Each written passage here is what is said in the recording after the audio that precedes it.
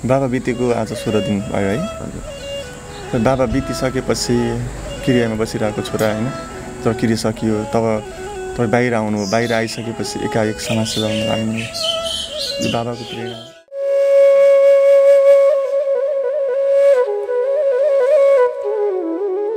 NMC हस्पिटलको डिन हुनुहुन्छ, नारायण हस्पिटलको डाक्टर साहब हुनुहुन्छ, उहाँहरूले मलाई मजाले नै डिफेम गरिरहनु भएको छ सोसियल मिडियामा। बाबु बित्या छ, यो लाचार हुनुपर्ने थियो, यसले गुहार्नुपर्ने थियो हेल्पको लागि, आऊ मलाई बचाऊ, मेरो घर सम्हालिदेऊ।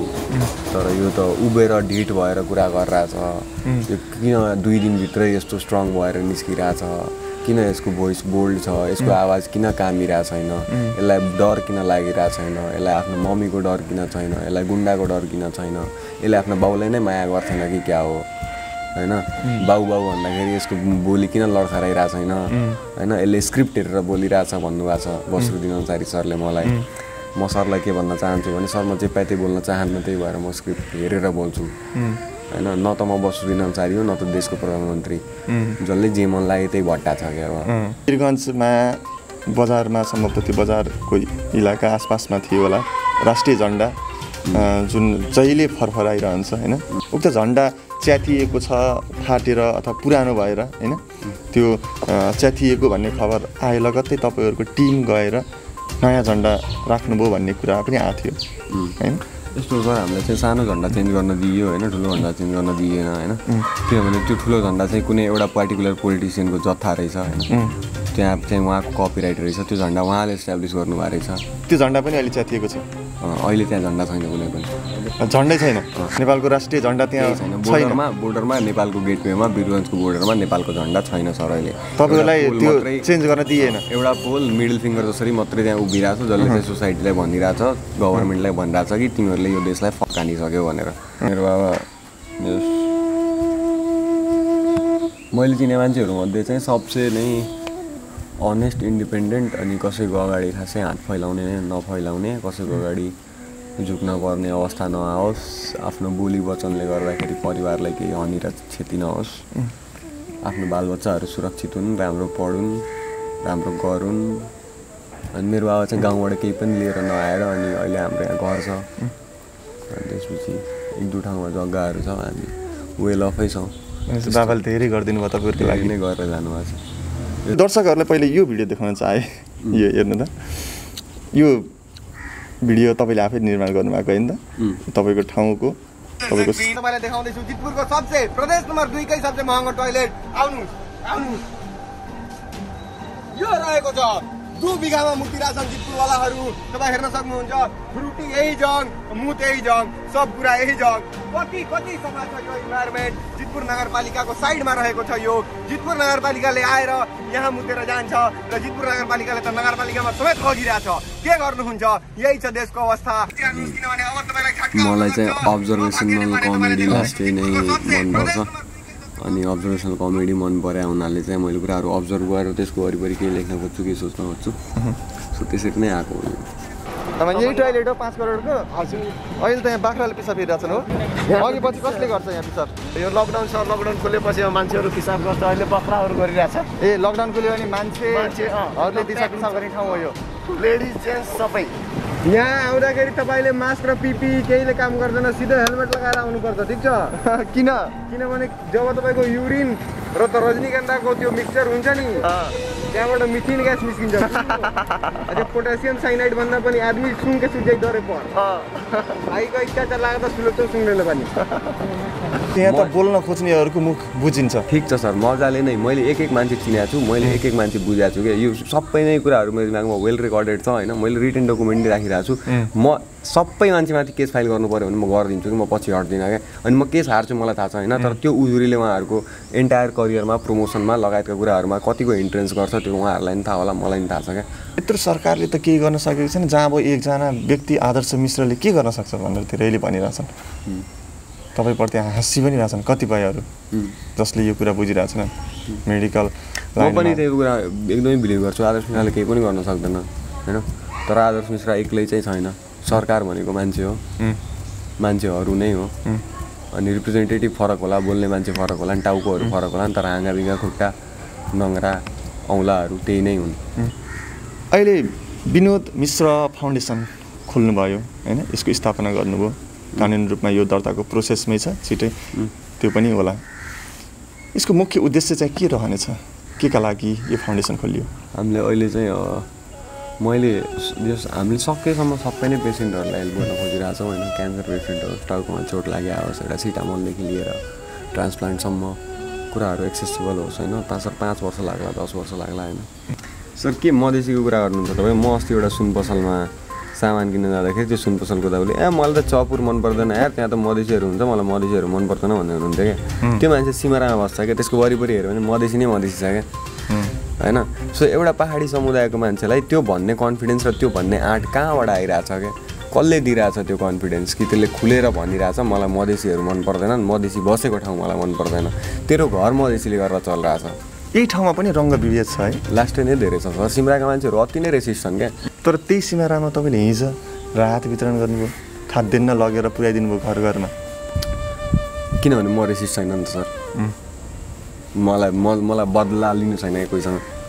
उहाँहरूको सोचको गल्ती हो, पेटको गल्ती होइन नि त। दिमागले गर्दाखेरि पेटले किन दुःख पाउने? समस्या चाहिँ के देख्नुहुन्छ? सर लिडरसिपको प्रब्लम छ होइन। अनि त्यसपछि तपाईँको जितपुर उपमहानगरपालिकाको हाम्रो मेयर हुनुहुन्छ कृष्ण पौडेलजी।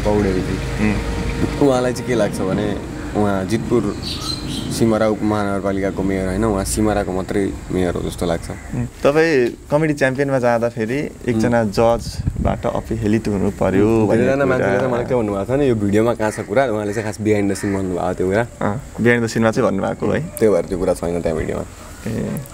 के थियो अलिकति थोरै प्रसङ्ग उठ्यो? त्यही अब यो पानीपुरी बेच्नु पर्ने क्यारेक्टर दिनुपर्ने हो, किन लाब्रेको क्यारेक्टर दिएको हो। अनि त्यसपछि नेपालको मान्छेहरूले चाहिँ तिलहरी लाउँछन्, मङ्गलसूत्र तराईतिरको मान्छेहरूले लाउँछन्। जब तराई नेपाल हो कि होइन भनेर चाहिँ म सोध्न चाहन्छु सन्तोष बालाई, बुवा हजुरलाई होइन। म कमेडी च्याम्पियनमा थिएँ, मलाई 25 लाख कमाएर बाबुको किडनी फेल्नु थियो, त्यतिखेर म किन सन्तोष पन्ध्रसँग न्यु खोज्छु क्या? मान्छे क्यालकुलेटिभ पनि त हुनुपर्ने होला नि होइन। मसँग भोइस थियो र ओपिनियन थियो र अहिले पो बोलिरहेको छु, 10-20 हजार मान्छेहरूले सुनिरहेछन्, कुराहरू बुझिरहेछन्, अनि यो कुराहरू आइरहेछ। आज म बोलिरहेको छु, भोलि अर्को कमिक बोल्छ क्या सर। तपाईँले भर्खरै कुरा पनि उठाउनु भयो, 25 लाख मैले जितेको भए बुवाको किडनी फेर्थ्यो भनेर। 25 लाखको अभावमा बाबा बित्नु पर्ने, अहिले किडनी किन चेन्ज गरिएन उहाँको समयमा? हामीले सर जग्गा बेचेर सबै ट्राई गरेँ होइन। मैले 60-70 लाख सकाएको हो होइन, बाबाकै पैसा हो, मैले त सकाएँ होइन। अनि हामीले सकेनौँ त्यो गर्न। गालामा माया गर्नु पऱ्यो भने चाहिँ कसलाई गर्नुहुन्छ? थोरै रमाइलो प्रसङ्ग उठाए त। कसै गाला सफा छ त्यसैलाई हो? यसको मर्दानगीमै क्वेसन आयो नि अहिले त। पछि केटीसेटी नपाउने समस्या हुनसक्छ होला। ज्वाइँ साहबले त केटाहरूको गालामा चिप्पा खाँदै हिँड्नु। अफ क्यामेरा होइन, कसको क्यामेरामा कसैको गालामा मै खानु पऱ्यो भने उसले कृष्ण पौडेल सरको गालामा चाहिँ मै खान लास्टै मन छ उसलाई। मेयर साहेबले गर्नुभएको काम उसलाई हेरेर एक चुप्पा चाहिँ हाम्रो मेयरलाई।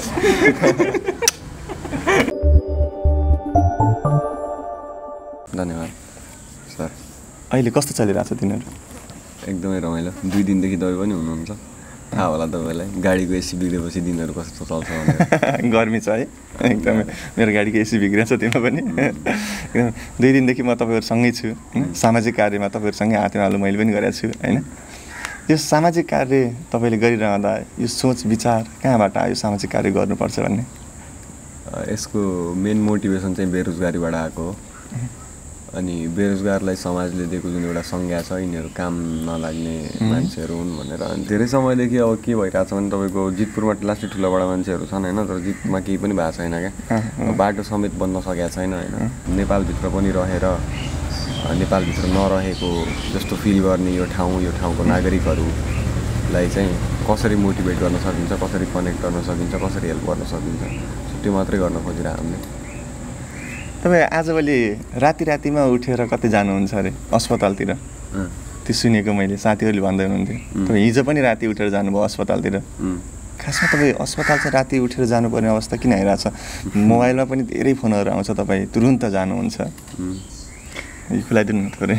अब कहिले चाहिँ फ्यामिली मेम्बरहरू घर जानुपर्छ, कहिले अब कुनै साथीको कोही हुन्छ, कसैको आमा हुन्छ, कसैको दिदी हुन्छ, कोही हुन्छ होइन। अनि जब कोही मान्छे हस्पिटल पुग्छ, हस्पिटल कोही पनि पुग्न नपरोस् होइन, तर मान्छेहरू हस्पिटल पुगिरहेको हुन्छन्। जब कोही मान्छे हस्पिटल पुग्छ उसलाई के हुन्छ भने मैले यहाँ एकजना चिनेको मान्छे, एकजना बुझेको मान्छे, एकजना कोही मेरो साइडबाट हुन्थ्यो जो अलिक पढे लेखेको भइदिएको भए अलिक सजिलो हुन्थ्यो, डक्टरसँग त्यसले कुरा गरिदिन्थ्यो, हाम्रो कामहरू छिटो हुन्थ्यो।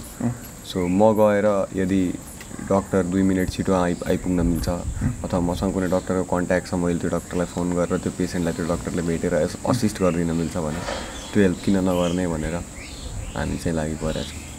जस्तो मृगौला पीडित बिरामीहरूदेखि लिएर डायलिसिस गरिरहेका बिरामीहरूलाई पनि तपाईँले हेरिरहनु भएको छ भन्ने कुरा आयो, त्यो बारे अलिक थोरै। हामीले चाहिँ अब लगभग तपाईँको अहिलेसम्म चाहिँ 21 जना पेसेन्टलाई चाहिँ फाइनेन्सियली हेरिरहेको छौँ होइन। अनि त्यो एकचोटि पैसा पठाएर मात्रै होइन, कन्टिन्युसली। अनि हामीले अलमोस्ट 4 लाख जतिको फन्ड चाहिँ अलोकेट गरिसक्यौँ। अनि चामल वितरणमा चाहिँ हामीले कति बोरा हिजो बाँड्यौँ?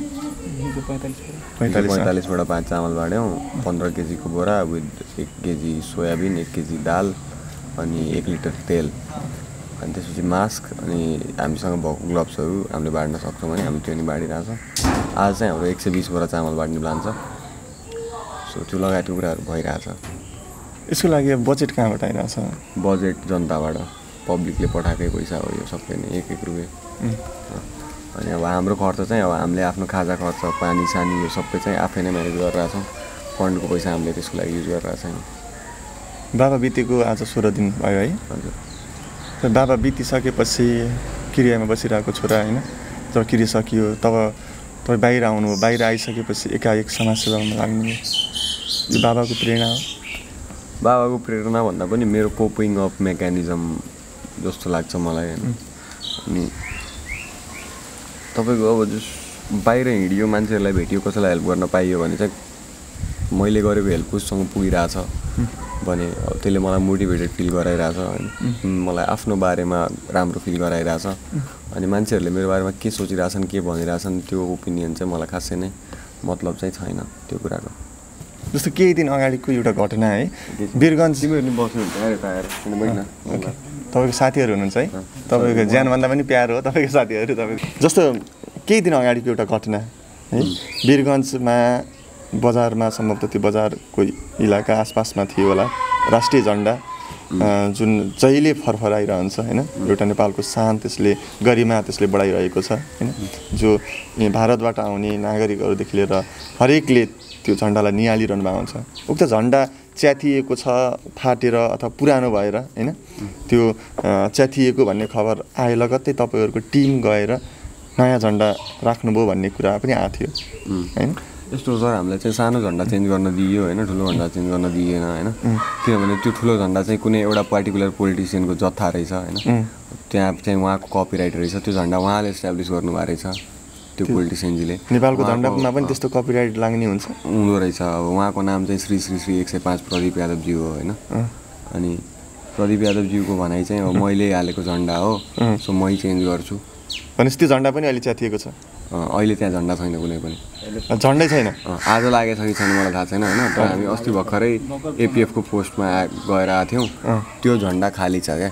अनि त्यो नेपालको झन्डा छैन, नेपालको गरिमा केही छैन, नेपालको राष्ट्रिय झन्डा त्यहाँ छैन। बोर्डरमा नेपालको गेटवेमा वीरगन्जको बोर्डरमा नेपालको झन्डा छैन सर अहिले। तपाईँलाई त्यो चेन्ज गर्न दिएन? एउटा पोल मिडल फिङ्गर जसरी मात्रै त्यहाँ उभिरहेछ, जसले चाहिँ सोसाइटीलाई भनिरहेछ, गभर्मेन्टलाई भनिरहेछ कि तिमीहरूले यो देशलाई फकानिसक्यो भनेर होइन। त्यसपछि अब प्रदीप यादव सर त्यहाँ आउनुभयो, उहाँले फोन उठाउनु भइरहेको थिएन सुरुमा होइन, किनभने फोन किन उठाउने हो र। त्यसपछि एसपी सरहरू आउनुभयो, प्रदीप यादव सर आउनुभयो। प्रदीप यादव सरले, म यो इन्सिडेन्टमा त्यहाँ लाइभ थिइनँ, मैले सुनेको कुरा अनुसार मैले तपाईँलाई भनिरहेको छु। अनि प्रदीप यादव सर आउनुभयो, अनि त्यसपछि म आफै नै चेन्ज गर्छु यो झन्डा भनेर भन्नुभयो। त्यो एकदमै राम्रो कुरा हो होइन, उहाँले आफ्नो ठाउँको रेस्पोन्सिबिलिटी लिनुहुन्छ भने। तर नेपालको कुनै पनि नागरिकले नेपालको कुनै पनि ठाउँमा झन्डा च्यातिएको छ भने त्यो जसले नि फेर्न पाउँछ क्या। पाउँछ एकदमै। त्यसको प्रदीपजीले क्वालिटी चेक गर्न पाउनुहुन्छ होइन। अनि त्यसपछि उहाँले के भन्दै हुनुहुन्छ भने यिनीहरूले टिआरपीको लागि झन्डा फेर्या हो भनेर। अनि उहाँले रोक्या पनि त टिआरपीकै लागि होला नि त एकदम होइन। जस तपाईँले अरूलाई फेर्न नदिने, अनि तपाईँले फेर्ने चाहिँ अब मैले बनाएको हो, अनि मैले बनाएको हो, यो मेरो हो, यो झन्डामा मेरो कपिराइट छ भनेर सोच्ने। अनि होइन, एउटा आम नागरिकलाई के को टिआरपी फेरि त्यही त होइन होइन फोटोसोटो हाल्छन् खिच्छन् यताउता कुरा हुन्छ कि हामीले यतिसम्म भन्यो कि हामी फोटो नि खिच्दैनौँ केही पनि गर्दैनौँ हामी जस्ट चेन्ज गरेर गइदिन्छौँ भन्दाखेरि होइन झन्डा बन्दैछ हामी आफै चेन्ज गर्छौँ भनेर भन्नुभयो होइन हामी त्यसको कति दिनपछि गएको थियौँ त्यो क्याम्पमा त्यो इन्सिडेन्टको कति दिनपछि 2 दिनपछि हामी गयौँ होइन द्याट इज 48 आवर्स होइन 48 घन्टामा अझै त्यो झन्डा सिलिसकिएको छैन क्या होइन अनि नेपाली जनताको चित्त पनि फाटिसक्यो त्यो नि उहाँहरूले सिलाउन सकिरहनु भएको छैन एउटा झन्डा पनि सिलाउन सकिरहनु भएको छैन अनि त्यसपछि के भन्नुहुन्छ भने यो मैले बनाएको हो यो मैले चेन्ज गर्छु यो अरूले इन्टरप्ट गर्न पाउँदैन प्रशासनले समेत यो कुरा मान्छ क्या सर त्यहाँको एकदम नराम्रो है जस्तो अब पछिल्लो समय तपाईँ सामाजिक कार्यमा सक्रिय रूपमा अगाडि बढिरहनु भएको छ जुन कुरा तपाईँले पनि जानकारी दिनको लागि सामाजिक सञ्जालमा पनि फेसबुकहरूमा पनि त्यो कुरा देखाउनु भएको छ होइन र अन्य माध्यमबाट पनि हामीले त्यो कुरा देखेका छौँ है तपाईँको साथीहरू यसमा सपोर्टेड हुनुहुन्छ होइन टिम जितपुर होइन त टिम जितपुर अलावा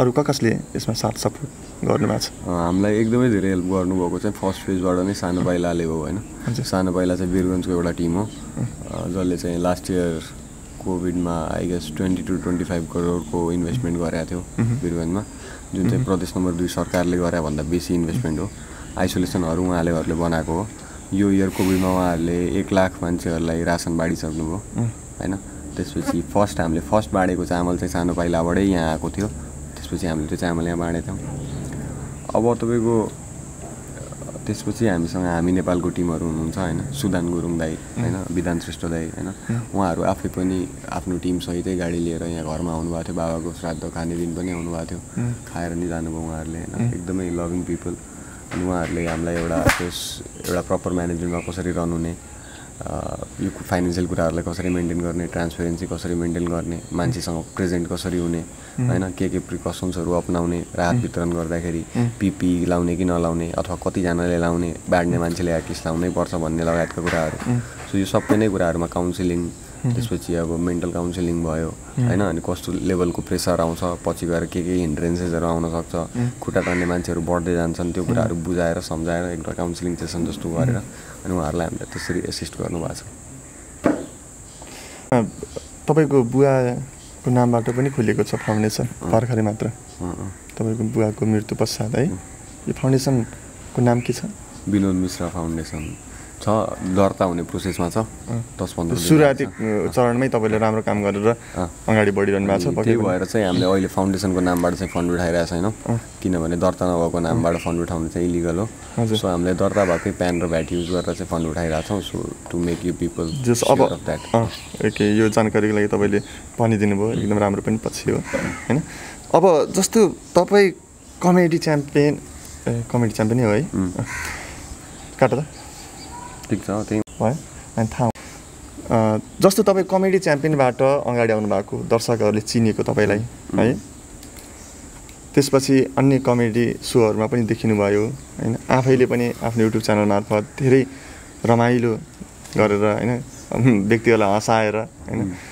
देखाउनु भयो है तर अब यसरी सामाजिक कार्य गरिरहँदा अब आदर्शले कमेडी गर्दैन कि भन्ने त्यो पिर चिन्ता दर्शकहरूलाई पनि रह्यो कि कसरी समय दिन सक्नु भएको छ कि छैन अहिले कमेडीमा पनि आदर्शले कमेडी गर्छ कि गर्दैन भन्ने क्वेसन चाहिँ अब जस एन्टायर लाइफ नै कमेडी भइसक्यो भन्नु चाहिँ लास्टै क्लिसे हुन्छ होला होइन तर त्यस्तै नै छ अहिले अवस्था चाहिँ कमेडी चाहिँ मैले गरिरहन्छु होला लास्ट ब्रेथसम्म नै गरिरहन्छु होला मैले त्यो अरू केही जागिर गर्दिनँ कमेडीबाटै पालिन्छु म भनेसम्म आँट गरेको हो मैले होइन अनि कमेडी अब कति टाइमसम्म गरिन्छ त्यो चाहिँ अब लास्ट ब्रेथसम्मै गरिन्छ तर तपाईँको जुन यो तपाईँले जुन प्रश्न सोध्नुभयो त्यो प्रश्नलाई चाहिँ म कतातिर मोड्न चाहन्छु भने जस्तै अब कमेडी च्याम्पियनबाट मान्छेहरू चिन्ने तर कमेडी च्याम्पियनबाट नचिन्ने कमेडियनहरू टन्नै छन् कि जसले राम्रो कमेडी गर्छन् होइन सो कहिले पनि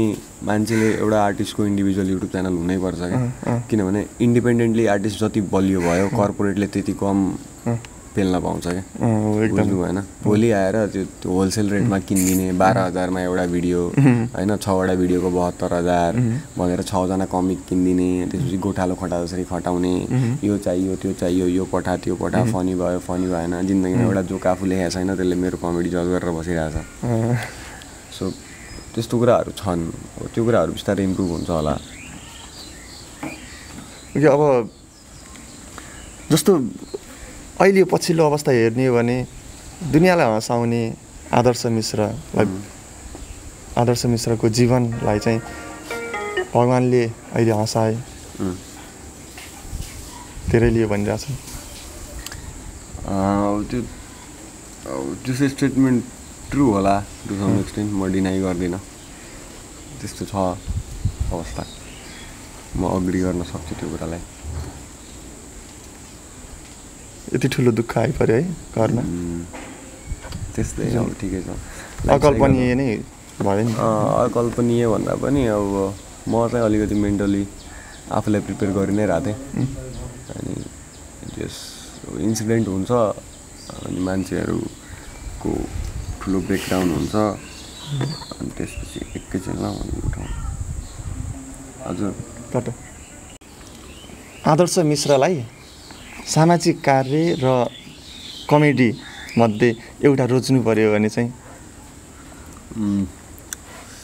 यस मेरो अब एन्टायर करियर नै सोसल वर्क र कमेडी वरिपरि घुम्छ होला जस्तो लाग्छ मलाई होइन अनि लास्टमा चाहिँ अब मुकुन्दे भइन्छ जस्तो लाग्छ क्या मलाई चाहिँ एउटा पोइन्टपछि त्यो मान्छे लास्टै खतरा हो क्या एउटा पोइन्टमा लास्ट राम्रो ओपिनियन भएको तर त्यो मान्छेलाई यति धेरै एटेन्सन चाहिएको थियो यति धेरै बाटो हुन खोजेको अस्ति मुकुन्देले के पो ट्विट गरेको थियो क्या मेरै बारेमा होइन एउटा अफेन्सिभ ट्विट बिचरा 3 शेयर थियो क्या मैले झ्यालबाट टाउको बाहिर निकाल्यो भने 3 शेयर आउँछ क्या मैले त्यस्तो ब्र्याग गर्न खोजेँ होइन अनि यस उहाँलाई त्यति धेरै एटेन्सन चाहिरहेको छ कि कसैको डेथमा उहाँलाई जोक गर्नु छ अथवा केही रेडिकल कुरा भन्न छ तर उहाँले त्यो एटेन्सन पाइरहनु भएको छैन क्या अनि यस्ता दिल निशानीजी हुनुभयो हाम्रो होइन जहिले आदर्श भाइ तिमीले जहिले डक्टरहरूलाई गाली मात्रै गर्ने हो कि डक्टरहरूलाई अप्रिसिएट पनि गर्ने हो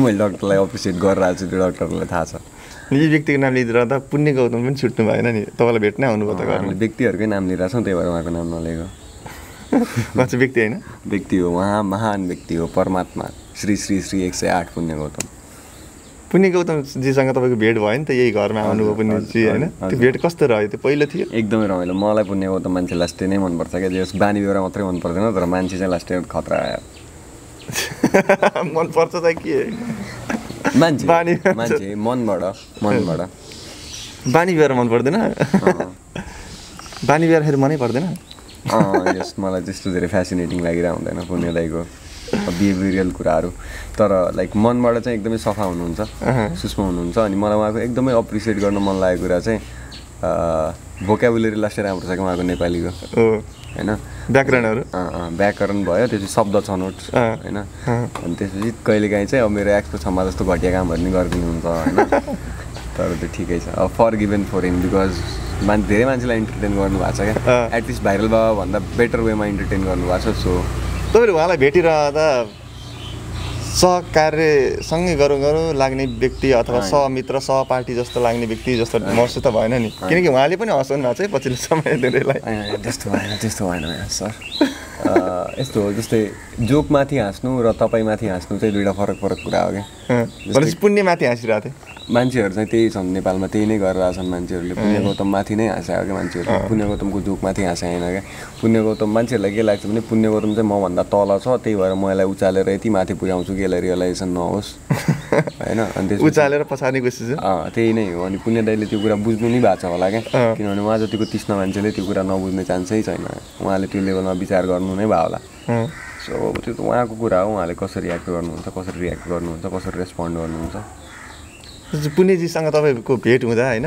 उहाँले पनि एक दुईवटा कुरामा हँसाउनु भयो होला तपाईँले पनि हँसाउनु भयो होला त्यस्तो रह्यो केही कुराहरू त्यस्तो थियो अहिले यहाँ केही भन्न सेयर गर्ने लायक मलाई चाहिँ जस उहाँको हँसाउन खोज्ने कोसिसमाथि चाहिँ हाँस उठिरहेको थियो अरू चाहिँ त्यस्तो हाँसहरू त केही थिएन तपाईँले चाहिँ कसरी हँसाउनु त्यो चाहिँ तपाईँले इन्टरभ्यू हेर्न सक्नुहुन्छ होला अनि मैले हेरिरहेको थिएँ फेरि रिपिट त किन गर्ने जोक रिपिट गऱ्यो भने मजा हुँदैन क्या जोक एकचोटि मात्रै नै सुन्ने हो त्यसको लागि तपाईँको युट्युब च्यानलमा त्यो भिडियो छ हेर्न सकिन्छ होइन त मजाले हेर्न सकिन्छ ओके अब अलिकति बाबाको प्रसङ्गतिर पनि जाउँ आज अझै पनि हामी शोकको अवस्थामै छौँ होइन, तर ती कुराहरू कतिपय भुल्नु पनि पर्दो रहेछ होइन। अतीतलाई सम्झिएर अगाडि बढ्न गाह्रो पनि हुन्छ होला होइन, तर मनमा स्मृतिमा भने उहाँको राम्रो काम त सधैँभरि रहि नै रहन्छ र त्यो तारिफ योग्य नै रहन्छ होइन। तपाईँको बाबालाई मन पराउनेहरू धेरै थिए, तपाईँको बाबा लोकप्रिय व्यक्तित्व हुनुहुन्थ्यो, तपाईँको बाबा एउटा टिचर हुनुहुन्थ्यो, टिचर मात्र नभएर समाजसेवी पनि हुनुहुन्थ्यो। यो हिसाबले पनि तपाईँको बाबालाई धेरैले सम्झिन्छन् होला। तपाईँले चाहिँ तपाईँको बाबालाई कसरी सम्झिनुहुन्छ? तपाईँको नजरमा तपाईँको बाबा को हो? मेरो नजरमा चाहिँ मेरो बाबा मैले चिने मान्छेहरूमध्ये चाहिँ सबसे नै अनेस्ट, इन्डिपेन्डेन्ट, अनि कसैको अगाडि खासै हात फैलाउने नफैलाउने, कसैको अगाडि झुक्न पर्ने अवस्था नआओस्, आफ्नो बोली वचनले गर्दाखेरि परिवारलाई केही हानि र क्षति नहोस्, आफ्नो बालबच्चाहरू सुरक्षित हुन्, राम्रो पढुन्, राम्रो गरून्। मेरो बाबाको किडनी फेल भएको 4 वर्ष भयो होइन। मेरो मम्मीलाई ग्यास्ट्रिकको प्रब्लम छ, अनि मेरो मम्मी उठेर झाडु लगाउनुहुन्छ बिहान 4-5 बजेदेखि अनि घरमा, अनि बाबा चाहिँ बिहान 4 बजे उठेर मम्मीको पछाडि तातो पानी लिएर अनि औषधि लिएर घुम्नुहुन्थ्यो क्या। आफै पनि पेसेन्ट हुँदाखेरि अस्तिसम्म अक्सिजन लाग्दा नै फेरि मम्मीसँग अघि त्यही कुरा हुँदै थियो, मलाई त्यसरी केयर गर्नुभएको छ, कसैले नि सक्दैन, गर्दैन, त्यो ठाउँ कसैले फिलअप गर्न सक्दैन भनेर। अनि त्यसपछि यसो तो पानी पिनाले फिर ग्यास हो जाइ भनेर भन्नुहुन्थ्यो बाबाले, अनि मम्मीले पानी खानुहुन्थ्यो, ग्यासको औषधि खानुहुन्थ्यो, ग्यास्ट्राइटिसको औषधि खानुहुन्थ्यो। अनि त्यतिसम्म केयर गरेर राख्नु भएको फ्यामिलीलाई। अनि मेरो बाबा चाहिँ गाउँबाट केही पनि लिएर नआएर अनि अहिले हाम्रो यहाँ घर छ, अनि त्यसपछि 1-2 ठाउँमा जग्गाहरू छ, हामी वेल अफै छौँ। बाबाले धेरै गरिदिनु भयो तपाईँहरूको लागि नै गरेर जानुभएको छ। यस अनेस्टली काम गरेर यति पैसा चाहिँ कमै मान्छेले कमाएछन् जितपुरभरिमा नै भन्न मिल्छ त्यो कुरा। इमानदारीका साथ गनेर 10-12वटा घर होला क्या। यो टोलकै एउटा राम्रो घर छ, यो इमानदारीका साथ बनेको घर हो होइन। एउटा इमानदार परिवारको इमानदार छोरो। मेरो इमानदारी चाहिँ अब अहिले थाहा हुँदैन। अहिले के छ भने मान्छेहरू लजिकल भन्दा बेसी इमोसनल भएर मलाई हेरेर जानु भएको छ। अनि इमोसनली हेर्दाखेरि के हुन्छ भने बिचराको बाउ बित्या छ, यसलाई यो क्वेसन किन सोध्नु होइन, अस्तिको मैले पठाएको पैसा कहाँ गयो किन सोध्नु, यसलाई आफ्नै तनाव छ। तर त्यो समयहरू आउँदैछ जब मेरो अथेन्टिसिटीलाई क्वेसन गरिन्छ, मेरो अनेस्टीलाई क्वेसन गरिन्छ, बल्ल त सिरिँदैछ यो फिल्डमा होइन। त्यति बेला झनै मजा आउँछ होइन त, 7 घाटको पानी खानै आफ्नो इमान्दारी त देखाउन झनै पाइयो नि त त्यति बेला होइन त। म त्यस्तो धेरै सफाइ दिनमा चाहिँ बिलिभ गर्दिनँ होइन। सबै मान्छेलाई म हिसाब दिनु जरुरी छ भने ठान्दिनँ क्या। पेसेन्टले पैसा पाएछ, मसँग स्क्रिनसट छ भने मैले सोसियल मिडियाबाट पोस्ट गरेर हुन्छ कि होइन, लिगल जुरी परेको छ भने त्यहाँ बुझाएर हुन्छ कि, त्यो लगायतको कुराहरू चाहिँ मैले गर्न सक्छु। अरू चाहिँ घर घर गएर यो रिसिप्ट हेर्नुहोस् सर, तपाईँको चित्त बुझ्यो भने ठिक छ, नत्र भए म काम थप्प पारिदिन्छु चाहिँ मेरो पोइन्ट अफ भ्यू छ। तपाईँको बाबाको मृत्युको कारण के हो, के जस्तो लाग्छ? मलाई चाहिँ बाबा कोभिडबाट रिइन्फेक्टेड भएर बित्नु भयो जस्तो लागिरहेको थियो। तर डाक्टर सरोज रोशन दासले मलाई फोन गरेर, नारायण हस्पिटलको डाक्टर हो उहाँ होइन, एकदमै हेल्पफुल मान्छे हुनुहुन्छ। 2 बजे राति पनि फोन उठाएर पेसेन्ट कन्सल्ट गर्ने, लाइक मैले त्यस्तो डक्टरहरू कमै देखाएको छु। अनि हरेक हस्पिटलमा त्यस्तो 2-3 जना 4 जना डक्टरहरू हुनुहुन्छ क्या, जसले 12 बजे नि पेसेन्ट हेरेको छ, 2 बजे नि पेसेन्ट हेरेको छ होइन। घरसम्म पुगेर हेरिदिने मान्छे नि छन् डक्टरहरू, काउन्सिलिङ गरिदिने मान्छेहरू छन् होइन। लिट्रेसी कम छ भने मान्छे एग्रेसिभ बेसी हुन्छ तराईमा होइन। अनि एग्रेसिभ बेसी हुँदाखेरि हस्पिटलमा तोडफोडको सम्भावनादेखि लिएर तपाईँको डक्टरहरूको सेफ्टी क्वेसन हुन्छ। अनि यस्तो टाइममा फ्रन्ट लाइनमा बसेर खट्नुभएको डक्टरहरू, नर्सहरू, उहाँहरूले लाइफ रिस्कमा राखेर काम गरेर हो। कोभिडको डर छ होइन। अनि उहाँले फोन गरेर के भन्नुभयो भने, यो dad didn't die of COVID, यो ड्याड डाइड अफ सिकेडी होइन। अनि किडनी फेलियरले मर्या हो तिम्रो बाबा, बडीमा युरिया बढेर मर्या हो, डायलिसिस राम्ररी नभएर बित्नु भयो। तपाईँको बाबा बित्ने बेला कोभिड सन्चो भइसकेको थियो? कोभिड उहाँको बाबाको मेरो बाबालाई अक्सिजन चाहिन्थेन दाइ 2 घन्टासम्म यार। 2 घन्टासम्म उहाँ अक्सिजन बिना 97-98 हुन्थ्यो क्या उहाँको अक्सिजन। राम्रै थियो। 1 हप्तासम्म उहाँ बिना अक्सिजन बस्न सक्नुहुन्थ्यो क्या, 2 घन्टा दिनको होइन। तर पनि हामी 2 घन्टा कहिले नै राख्थेनौँ होइन। अनि निको भइसक्नु भएको थियो, कतिसम्म निको भइसक्नु भएको थियो भने भरिएको अक्सिजन सिलिन्डर त्यो मेरो प्यासेजबाट ठेलेर आफ्नो रुमसम्म पुर्याउन सम्मको सक्षम भइसक्नु भएको थियो। अनि त्यो मान्छे 1 हप्तापछि जिउँदै छैन। अनि त्यो कुरा कसरी बिलिभ गर्न मिल्छ भन्ने कुरा हो। त्यो कसको लापरवाही हो, कस्तो कुराहरू। डक्टरले चाहिँ किडनीको किडनीमा प्रब्लम फेलियरले नै बित्नुभयो। युरिया बढेर ब्रेनसम्म युरिया पुगेर बित्नुभयो। अब त्यो युरिया यतिका दिनसम्म नपुग्ने, झन् उपचारको क्रममा हस्पिटलमा भइरहेको बेला त्यस्तो हुने, यो लापरवाही भयो भनेर तपाईँले 2 हस्पिटलको नाम पनि लिनुभएको थियो, नारायणी हस्पिटल र एनएमसी हस्पिटल होइन।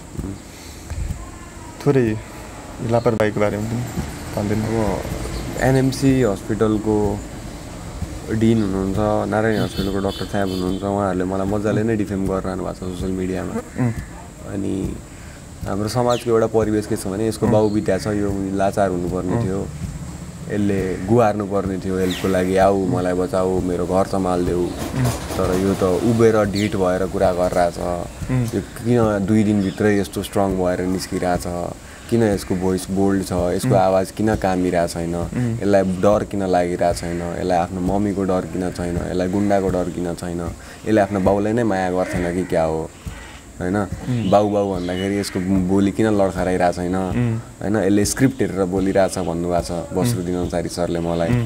म सरलाई के भन्न चाहन्छु भने सर म जे पाए त्यही बोल्न चाहन्न, त्यही भएर म स्क्रिप्ट हेरेर बोल्छु होइन। न त म बसरुद्दिन अन्सारी हो, न त देशको प्रधानमन्त्री, जसले जे मन लाग्यो त्यही भट्टा छ क्या। अब उहाँले ठाउँ ठाउँमा गएर के भन्नु गइरहेको छ भने अब कोभिड-19लाई कोरोना-19 भन्ने मान्छे चाहिँ हस्पिटलको संस्थापक हो भने कस्तो छ हाम्रो स्वास्थ्य व्यवस्था तपाईँ आफै बुझ्नुहोस्। उहाँहरूलाई विज्ञप्ति, उहाँहरूले निकालेको विज्ञप्ति एकचोटि पढ्नुहोस् तपाईँ होइन। डेट अफ डेथसम्म थाहा छैन क्या उहाँहरूलाई।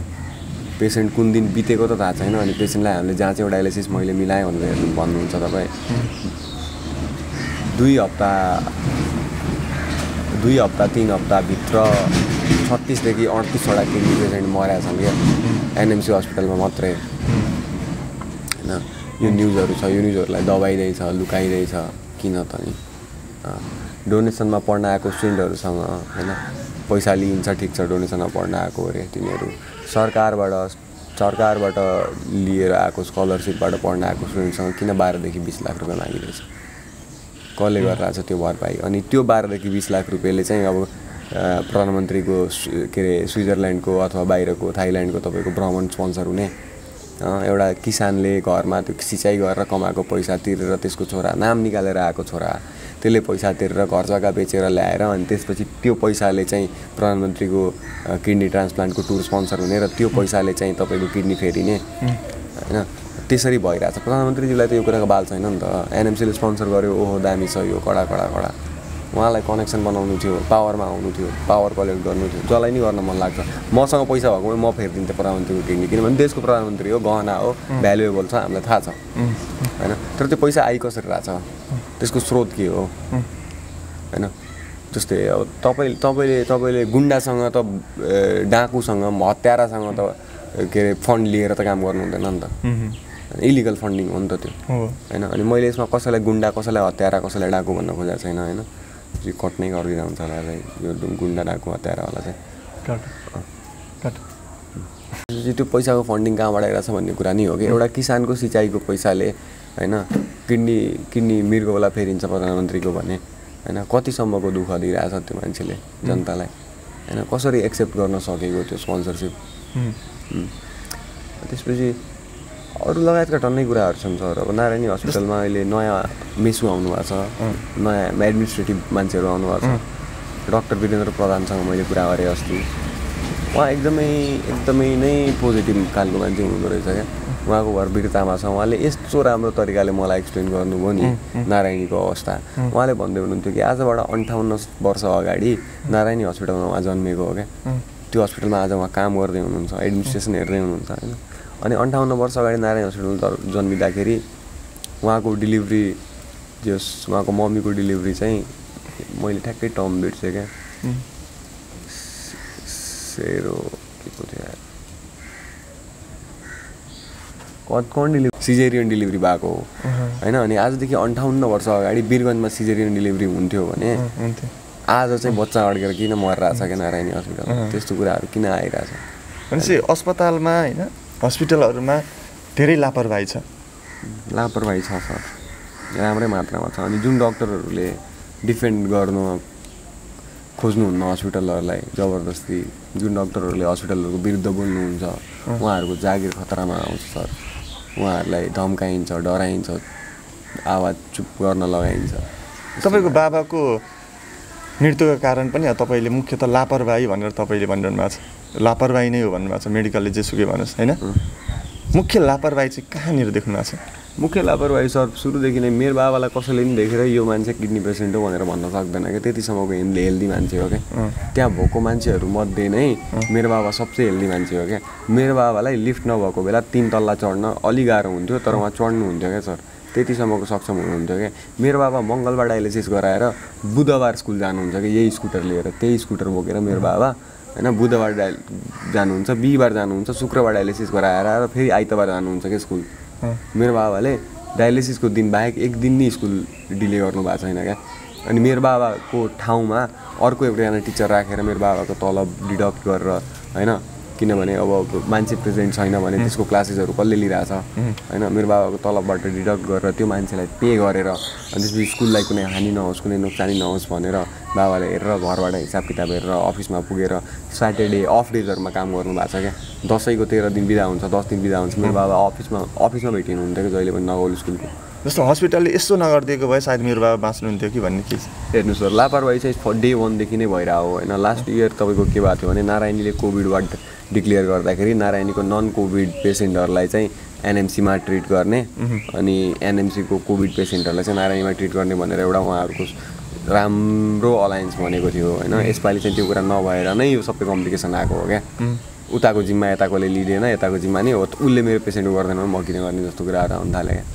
दुईवटा ठुल्ठुलो हस्पिटलहरूको बिचमा 100औं किडनी पेसेन्टहरू मुछिएर आज जान गुमाउनु पऱ्यो उनीहरूले होइन। अनि डे 1 देखिको लापरवाही म तपाईँलाई भनिदिन्छु होइन। त्यहाँ नेफ्रो प्लस भन्ने एउटा कम्पनी छ, इन्डियन कम्पनी हो। के गर्छ त्यसले?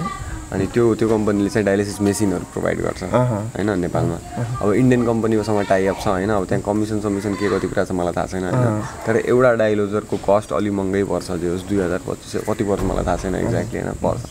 सो एउटा डायलोजरले तपाईँको 3, 4, 5 डायलिसिस गर्न मिल्छ होला होइन। तर एउटा डायलोजरले 8, 9 देखि 11 सम्म डायलिसिस गरिएको छ क्या, बुझ्नु होइन। अनि लास्ट इयर नारायणीको पेसेन्टहरू जसको सरकारी हस्पिटलमा डायलिसिस भइरहेको थियो तिनीहरूको एउटा डायलिजरले 4वटा हुन्थ्यो।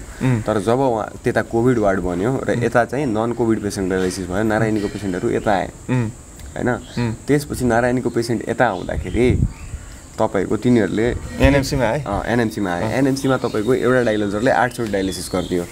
1 महिनामा 8 जना पेसेन्ट मर्यो क्या सर। त्यसको केही पनि नै सुनवाई छैन क्या।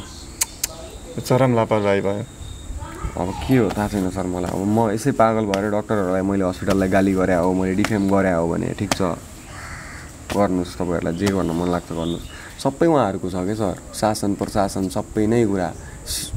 Just every authority, every bigger person, every politician, कोही पनि खुलेर बोल्ने मान्छेको सपोर्टमा आएर ल हामी छौँ भाइ, भोलि तिमीलाई पर्दाखेरि हामी छौँ भन्ने ठुला मान्छेहरूको मलाई फोन आएको छ क्या सर पछिल्लो दिनहरूमा। मलाई नेपालमा कोही पनि यस्तो मान्छे छैन जुन ठुलो पोस्टमा छ र मलाई फोन गरेको छैन जस्तो मान्छे छैन क्या।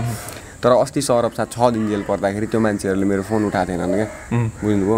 अनि त्यसपछि उहाँहरूलाई के लाग्यो भने भोट चुनाव आउँदैछ, हामीले हेरिरहेछौँ नि सर, तपाईँले मेरो फोन उठाउनु भएको छैन, मलाई तपाईँको फोन काट्न 1 सेकेन्ड लाग्दैन क्या।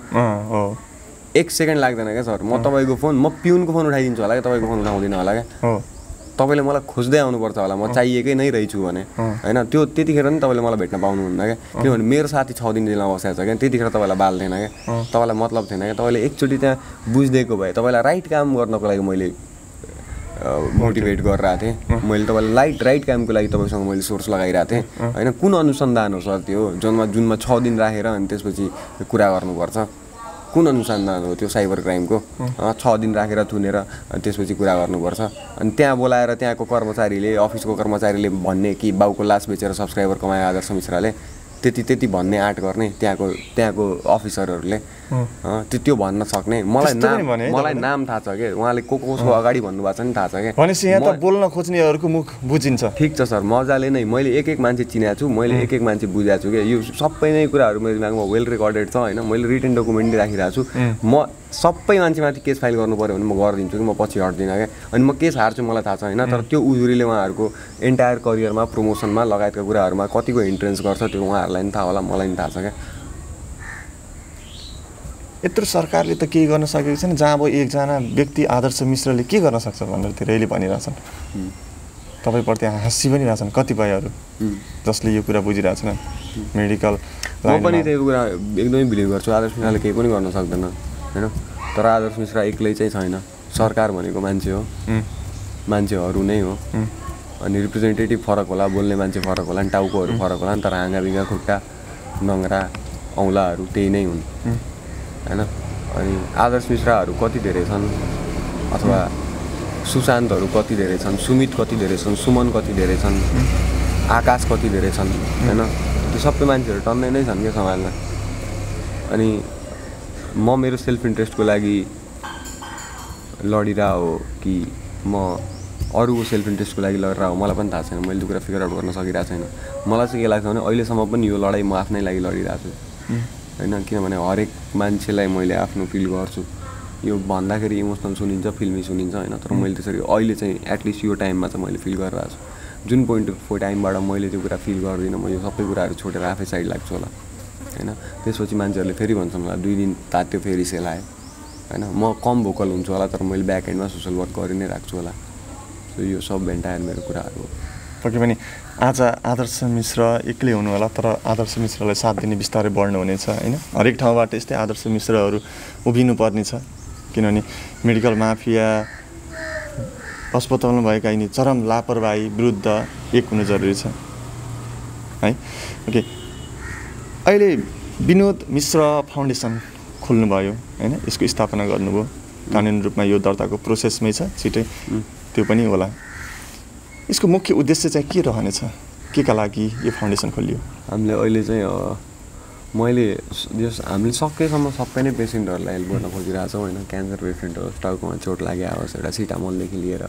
ट्रान्सप्लान्टसम्म कुराहरू एक्सेसिबल होस् होइन 5 वर्ष लाग्ला 10 वर्ष लाग्ला होइन तर कमेडी गरेरै त्यति धेरै पैसा उठाउन सकिएला कि एक दिन एउटा किडनी पेसेन्टहरूको लागि एउटा यस्तो हस्पिटल बनाउन सकिएला कि नेपालमा कुनै पनि ठाउँमा किडनीको डायलिसिस भएन कोभिड नन कोभिड क्रिटिकल फिस्टुलाबाट गर्नुपर्ने डायलिसिस त्यसपछि यहाँबाट गर्नुपर्ने डायलिसिस जुन पनि होस् होइन हेपाटाइटिस लागेको पेसेन्टको डायलिसिस एचआइभी लागेको पेसेन्टको डायलिसिस त्यो सबै एउटा रुफ मुनि हुन मिलोस् होइन अनि एटलिस्ट हरेक प्रदेशमा त्यो हस्पिटलको एउटा ब्रान्च होस् जसले चाहिँ किडनी पेसेन्टहरूलाई त्यसरी चाहिँ हेल्प गरोस् सो त्यो चाहिँ हाम्रो ओभरअल अप्रोच छ कहाँनिर रहेछ त आदर्शजीले त्यो टोयलेटको 5 करोडको टोयलेटको बारे कुरा गरे भनेर हेरेको साथीहरूले देखाइदिनु भयो तपाईँको है अनि ठ्याक्कै अगाडि हिजैदेखि होइन म हिजै आउनु यहाँ पनि होइन हिजैदेखि त्यहाँ काम सुरु हुनु हेर्नु त डोजर चलिरहेछ त्यहाँ के रहेछ भनेर बुझ्दाखेरि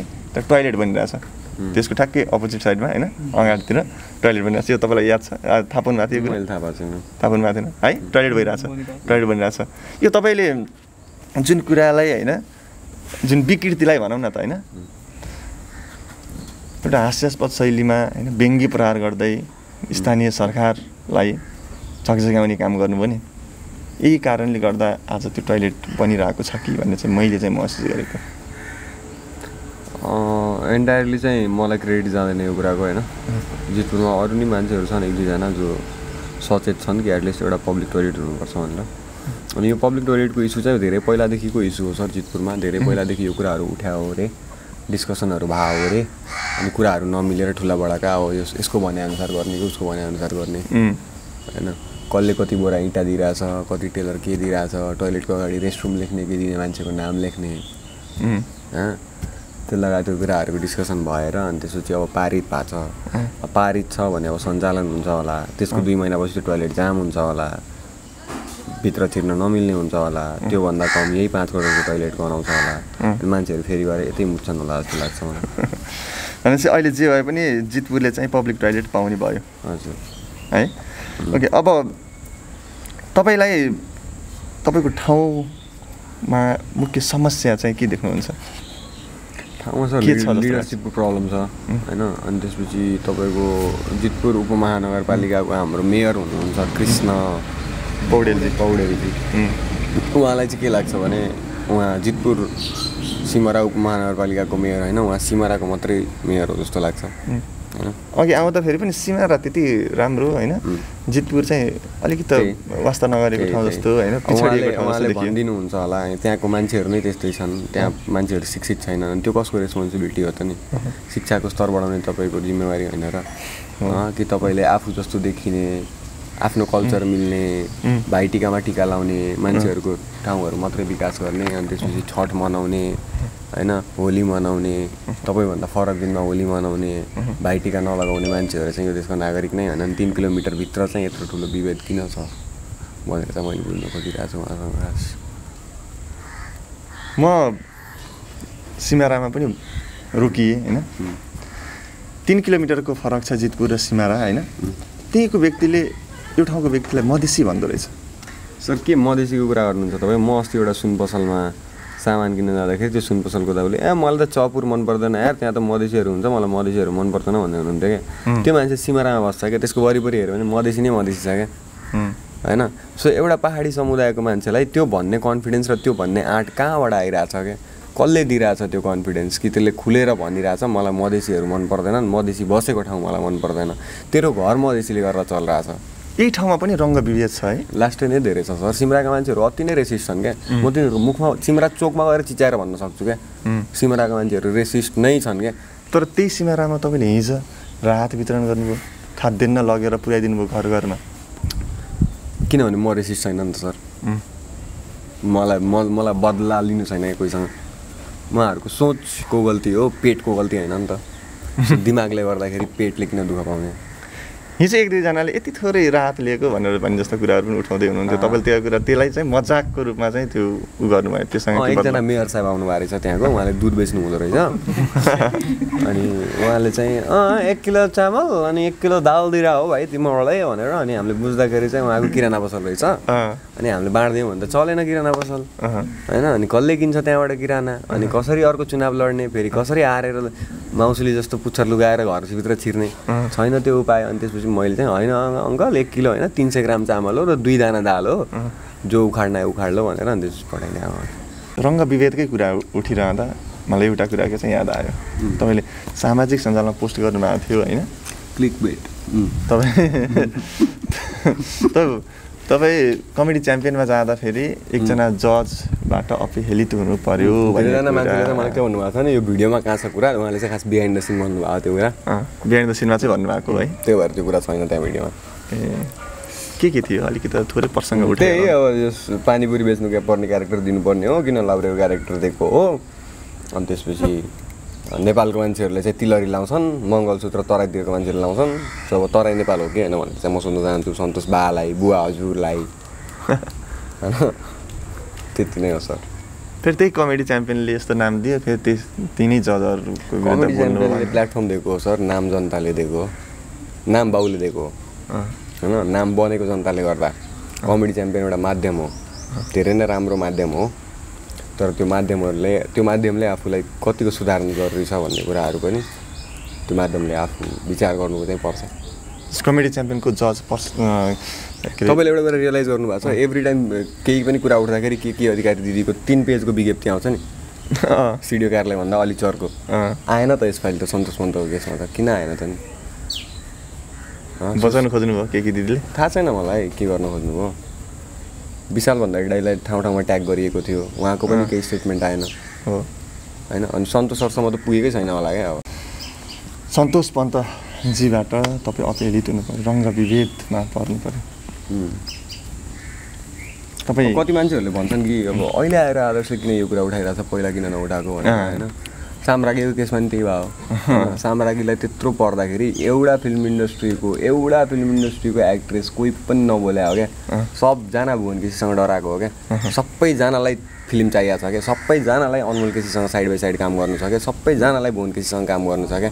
सबै स्पाइनलेस स्ट्याचुज हो क्या पुरा इन्डस्ट्री, जसले आफूलाई भन्छ नि feminism so called this women rights दुनियाँ दिवाना लसुन प्याज ढिम्काना भन्छन् नि यिनीहरू केही पनि नै कसैको नि भोइस छैन कसैको नि त्यो स्ट्यान्ड गर्ने स्ट्याचर छैन होइन कसैको पनि त्यो कोही पनि छैन क्या sir not even a single person साम्राज्ञीले त्यत्रो एक्लै भन्दाखेरि त्यसलाई स्लट सेमिङ गरियो सोभित बस्नेत को हो कि साम्राज्ञीको क्यारेक्टरलाई क्वेसन गर्ने सोभित बस्नेत चिनिएकै सलुन बस्नेतको बाउ भनेर हो क्या मैले चिनेको सोभित बस्नेतलाई गर्नुभयो होला ठुलो काम गर्नुभयो होला धरारा जस्तो ठुलो मुभीहरू बनाउनु भयो होला क्या तर त्यस्तो खतरा मुभी भएको भए मैले हेर्थेँ क्या बुझ्नु हो मैले हेर्थेँ क्या मैले नेपाली मुभीहरू नहेरे नै चाहिँ होइन होइन अनि सोभित बस्नेतको ओपिनियन चाहिँ म्याटर गर्दैन क्या साम्राज्ञीको कुरामा छिरेर अनि त्यसपछि उहाँको फिल्मभन्दा बेसी इन्टरभ्यू चलाएको छ क्या कति खास्नु भएको छ जिन्दगीमा त्यो थाहा छैन मलाई बुझ्नु हो इन्टायर करियरमा मुभीभन्दा बेसी इन्टरभ्यू चलाएको छ क्या उहाँको होइन सो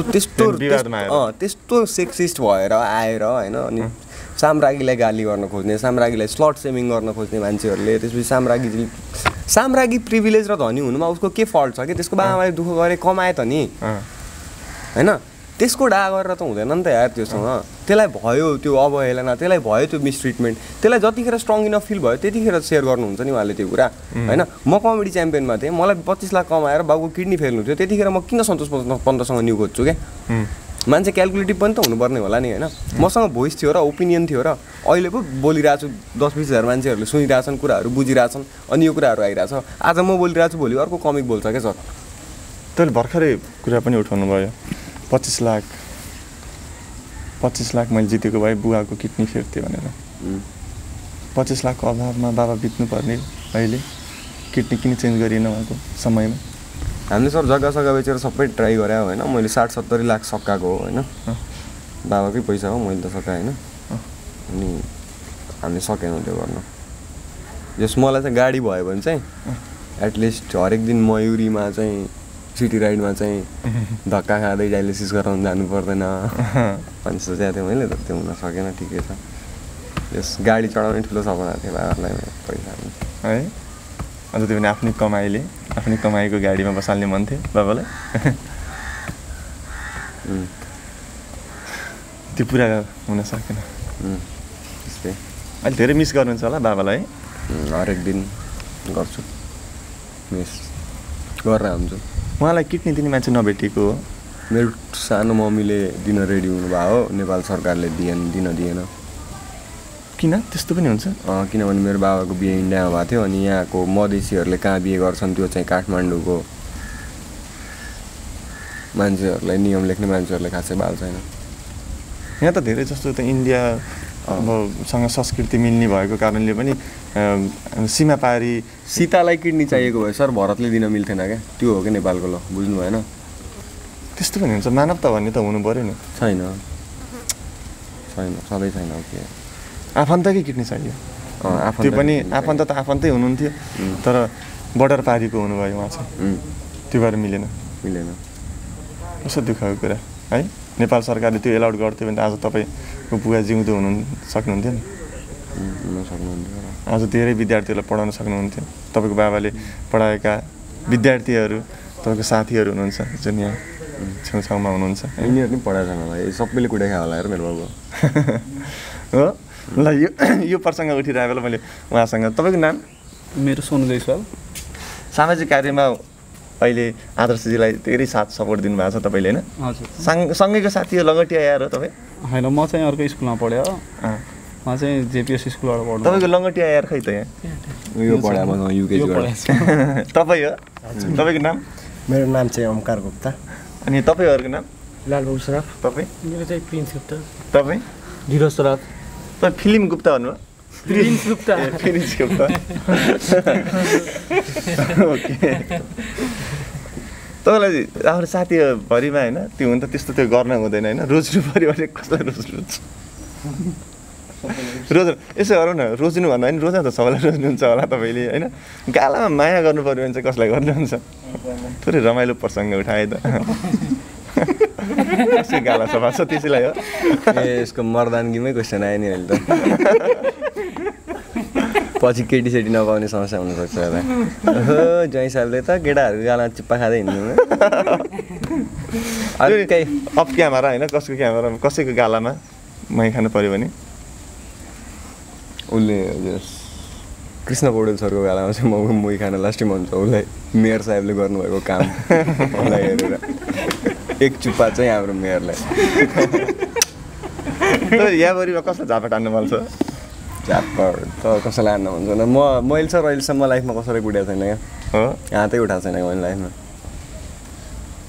तपाईँ रुने बेला पनि हाँसेर रुन्छ जस्तो लाग्छ कि तपाईँको मुस्कान छ नि तपाईँ फेस जहिले खुलिरहेको हुन्छ एकदम हँसिलो देखिरहेको हुन्छ कति मायालु छ क्युट छ होइन त्यो तपाईँलाई लाग्छ हाँसो महँगो छ सर अनि किन हाँसिरहनु भएको छ त्यसो भए यसै कुराहरू रमाइलो आइरहेको हुन्छ मलाई दिमागमा धेरै नै रमाइलो थट्सहरू आइरहेको हुन्छ त्यो कुराहरू प्रोसेस गरेर मोस्ट अफ द टाइम चाहिँ यो कुरा मैले स्टेजमा भन्यो भने अडियन्सको रियाक्सन कस्तो हुन्छ सोचेर चाहिँ म हाँसिरहेको हुन्छु होइन यो जोकले के लान्छ यो जोक कहिले चल्दैन होला यो ठिकै छ त्यस्तो कुराहरूले गर्दा म हाँसिरहेको हुन्छु तपाईँहरूको साथीहरूलाई सोधेँ है त सोनेजी तपाईँलाई आफ्नो साथी आदर्शजी कस्तो लाग्छ मलाई आदर्श एकदम बेस्ट लाग्नुहुन्छ तपाईँ हो भन्ने यहाँ चाहिँ क्यामेरा अगाडि भएर आदर्शजी हेर्नु त प्लस घर पनि मेरै हो नि त है डरले हो यो उहाँको कार्य चाहिँ अब जे होस् समाजप्रति एकदम सोचाइ राम्रो छ होइन हामी एउटा मिटिङ गरेरै अब उहाँको सोचाइअनुसार हामी एउटा मिटिङ राखेर अगाडि एउटा टिम बनाएर हामी समाज कार्यमा लागेको छौँ अनि त्यही भएर उहाँको कार्य एकदम बेस्ट मनपर्छ कि त्यही भएर उहाँसँगै उसको भन्दा नि भयो क्या उहाँ आज मात्रै हो तपाईँ आज मात्रै हो तपाईँ तपाईँलाई अचम्म लागिरह होला है अनि मलाई जस प्रायः मान्छेले त्यसरी नै बोल्छन् त्यही हो अब लागिरहेछौँ कार्यमा लाग्दाखेरि अब जे होस् सँगै कार्य गर्दा राम्रो लाग्छ कि तपाईँ नि हेर्दा हिरो जस्तो देखिन्छ कतै फिल्म एक्टिङ लाइन हो कौन सिरियल प्रायः बालकृष्ण इन्डियन सिरियल कुन च्यानलमा आउँथ्यो सोनी च्यानल नट कति वर्ष अगाडि कुरा आयो नट हाइलाइट्स नेपाल नेसनल 3-4 वर्ष भयो 7वटा फिल्म खेलिसक्यो छैन कतिवटा खेल्नु छैन एउटा खेला थियो तर रिलिज भएको छैन अहिलेसम्म एउटा फिल्म खेल्नु हो रिलिज भएन पाउन चाहिँ पाएको नवाजुद्दिन सिद्दिकीसँग पाएको हो तर खै भाग्यले साथ दिएन के अरे मुम्बईमा बाढी आयो फर्किनु पऱ्यो घर अहिले लकडाउनले गर्दा पनि तपाईँहरूलाई जोड्या छ है त कोही कता जानु पर्थ्यो सबै बाहिरै हुन्छ नि प्रायः ऊ चाहिँ देहरादुनमा हुन्छ म चाहिँ दिल्लीमा हुन्छु ऊ चाहिँ काठमाडौँमा हुन्छ सबैको व्यवसाय हुन्छ व्यवसाय नै छ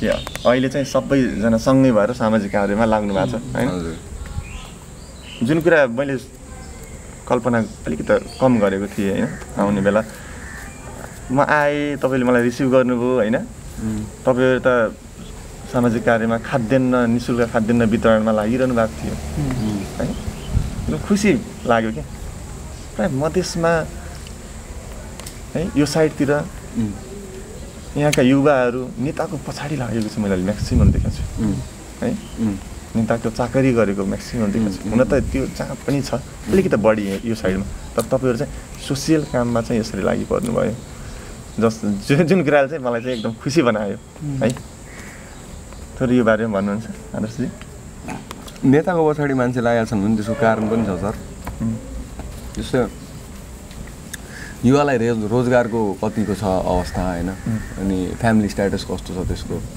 त्यसलाई at the end of the day 700 रुपियाँ चाहिन्छ भने त्यसले जुन नारा लाउनु पर्ने हो लगाइदिन्छ क्या म लगाइदिन्छु क्या भोलिबाट मसँग पैसा छैन खाने होइन मेरो घरमा आमा बोकै छ दिदी बोकै छ भने आज गएर कुन नेताको र्यालीमा कुन बाइक लिएर कहाँ जानुपर्ने म गइदिन्छु क्या बाध्यता हो किनभने त्यो नेताले मलाई र्याली बाइकहरू केही पनि दिएको छैन क्या तर त्यो मान्छेले के सोच्दैन के सोच्न सक्षम छैन कि त्यसले आजको र्याली मात्रै दिन्छ क्या वर्षभरिको रोजगार त्यसले दिँदैन क्या होइन तर आजको पेट त भर्नु पऱ्यो नि त होइन त्यसपछि अब नेताहरूसँग हुँदाखेरि अब अर्को कुरा के हो भने मेरो कार्यकर्ता हो होइन अनि त्यसपछि डिसिप्लिनमा बस्नु पर्ने नहुने भयो होइन अब र्याली यसै पनि त्यो हेलमेट सेलमेटलाई नलाइकन हिँड्दिन मिल्ने त्यस्तो कुराहरू एक्सप्लोइटेसन अफ पब्लिक प्रोपर्टी होइन हरेक र्याली हुँदाखेरि कति धेरै त्यहाँ फोहोर थुपारिन्छ कति धेरै प्लास्टिकको बोतलहरू फालिन्छ झन्डा किल्चेर हिँड्दा हुन्छन् मान्छेहरूले। आदर्शजी तपाईँले आफ्नो युट्युब च्यानल मार्फत भनेको एउटा शब्द चाहिँ मलाई याद आयो अहिले है। तपाईँले प्रधानमन्त्री केपी शर्मा ओलीलाई लक्षित गर्दै यो शब्द बोल्नु भएको थियो होइन, तिमीले चलाएको यो देशलाई हेर अनि मेरो बाबाले चलाएको त्यो स्कुललाई हेर, तिम्रो यो स्टेटमेन्ट तिमीले चलाएको देशभन्दा मेरो बाबाले चलाएको यो त्यो स्कुल राम्रो छ, त्यो पनि सरकारी स्कुल धेरै हदसम्म राम्रो छ। एउटा व्यङ्ग्य घोचेर भन्नुभएको थियो तपाईँले होइन, यसले धेरै कुराहरू बोल्छ। जस सरकारी स्कुल अब हेर्नु, स्कुल र देश लास्टै फरक कुरा हो होइन। अनि दुवै कम्पेयर गर्न मिल्छ मिल्दैन मलाई थाहा छैन होइन, तर स्कुल पनि एउटा म्यानेजमेन्ट हो होइन, देश पनि एउटा म्यानेजमेन्टमै चल्छ। स्कुल लिड गर्ने पनि एउटा मान्छे प्रिन्सिपल हो, देश लिड गर्ने मान्छे प्राइम मिनिस्टर हो होइन। ब्युरोक्रेटिकल कुराहरू धेरै होलान् देशमा होइन, हेर्नुपर्ने कुराहरू धेरै छन्, तर उहाँसँग रिसोर्स पनि त टन्नै छ नि त होइन, पैसा पनि टन्नै छ नि त। उहाँले केपी ओलीले ल यो हुनुपर्छ भनेर भन्दाखेरि नटेर्ने मान्छे त कमै होलान् नि, छन् म यहीँ छु भनेर बाटोमा बस्ने मान्छेहरू नै छन् होइन, तर नटेर्ने मान्छेहरू कम छन् क्या। उहाँको कुराहरू अहिले मेजोरिटी मान्छेहरूले बिलिभ गर्छन्, मान्छन्, पत्याउँछन्, तर उहाँले भनि के रहनु भएको छ, राम ठोरीमा जन्म्या हो। ए बुढा कसलाई चाहिएको छ राम कहाँ जन्म्या हो क्या, राम जन्मेकै नभए नि फरक पर्दैन क्या मलाई यहाँ जितपुरमा अक्सिजन चाहिरहेको छ क्या। तिम्रो त्यो राम कहाँ जन्म्या हो, अनि त्यसपछि त्यो पर्दैन, अनि त्यसपछि सृष्टिको यत्रो गैँडाज नट राइनोज भन्ने जुन अभिव्यक्ति छ त्यो गर्ने भए त गाई जात्रा गरे भइहाल्थ्यो नि त, सरकारमै संसदमै पुगेर त गाई जात्रा गर्नु पर्दैन नि त। उहाँले त्यही गर्दै हुनुहुन्छ अहिले। तपाईँहरू एउटा कमेडियन भएर होइन हामीलाई नै फलो खुवाउन खोज्छ कि नेताहरूले पनि जनताप्रति कमेडी गरेर भन्ने लाग्छ। केपी ओली यस्तो हो कि उहाँको पोजिसनले गर्दाखेरि अडियन्स ठुलो छ होइन, अनि त्यहाँ चाहिँ कुकुर उछ बाङ्गो भन्दाखेरि पनि मान्छेले हाँस्ने मानिन्छ क्या नेपालमा खास। अनि केपी ओली त्यस्तो धेरै फनी मान्छे होइन, तर जति धेरै अडियन्स छ नि उहाँसँग त्यो स्केलमा चाहिँ जस्तै मलाई 1 लाख मान्छे दिनु होइन, मैले सिलिएस्ट कुरा बोलेर 80,000 मान्छे हँसाइदिन सक्छु होला क्या। म स्टेजमा लडेँ भने 80,000 मान्छे हाँस्छन् क्या। भोलि केपी ओली सिँढी चढ्दाखेरि खुट्टा चिप्ल्यो भने मान्छे हाँस्छन् क्या, किनभने त्यति धेरै मान्छेले हेरिरहेछन् नि त। अनि फ्लप खुवाउने कुरा चाहिँ अब बुढाले कम्पिटै गऱ्यो भने चाहिँ त्यसमा पनि गफ जोत्न बाहेक केही नै गर्न सक्दैन होला क्या। नेपग्याजमको अडिसनबाट फालिन्छ होला केपी ओली। देशको राजनेता त्यो पनि प्रधानमन्त्रीलाई यसरी भन्छाउन पाइन्छ? फनी छैन नि त, छैन के भन्ने त्यसमा हो, त्यागै होइन नि। He is not funny, I don't find KP Oli funny, I find him very irresponsible, I don't find him accountable enough, I don't find him responsible enough. अनि त्यसपछि आफ्नो कामको जिम्मेवारी नै छैन अनि गफ मात्र ल्याएर त के हुन्छ र सर? गफैले चलेको देश भन्नुहुन्छ?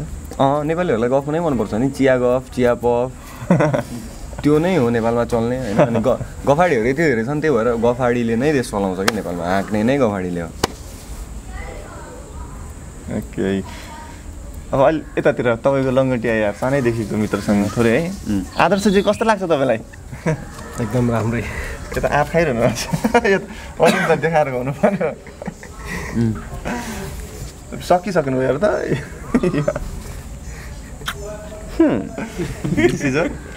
वेलकम टु छप डायरीज। आज चाहिँ हामीले के गरिरहेछौँ भने आज हामीले आँप खान सिकाइरहेछौँ तपाईँहरूले। आँप चाहिँ तपाईँ कसरी खान सक्नुहुन्छ भने आँप खानको लागि सबभन्दा पहिला तपाईँलाई आँप चोर्नुपर्ने हुन्छ।